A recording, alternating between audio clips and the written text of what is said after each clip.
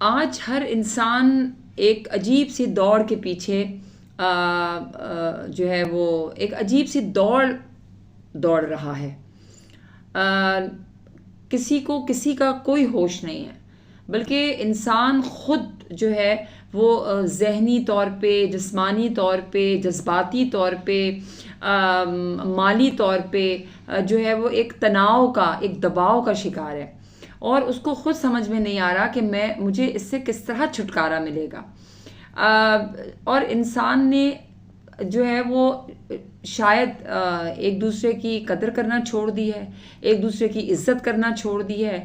وہ کسی سے کوئی مشورہ مانگنا، کسی کو کسی قابل جو ہے وہ سمجھنا اس نے چھوڑ دیا ہے۔ وہ سمجھتا ہے انسان کہ جو ہے وہ میں کسی سے اگر کوئی مشورہ مانگوں گا یا کوئی بات بتاؤں گا یا پوچھوں گا تو یہ چیز جو ہے وہ صحیح نہیں ہوگی۔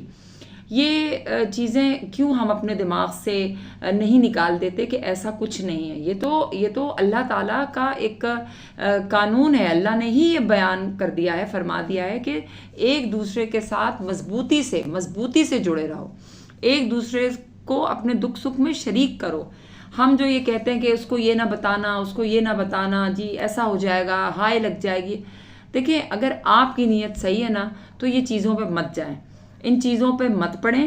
آپ اپنے آپ کو صحیح رکھیں، اپنی نیت کو صحیح رکھیں، اور اس پہ کہ اعمال کا دار و مدار نیتوں پر ہے، اور آخرت کے دن بھی ہمارے جو اعمال ہیں وہ نیتوں کے مطابق ہی اللہ تعالیٰ جو ہے وہ تولیں گے، اور سزا و جزا اسی کے حساب سے ہمیں جو ہے وہ ملے گی۔ ویڈیو دیکھنے کا آپ کا بہت شکریہ۔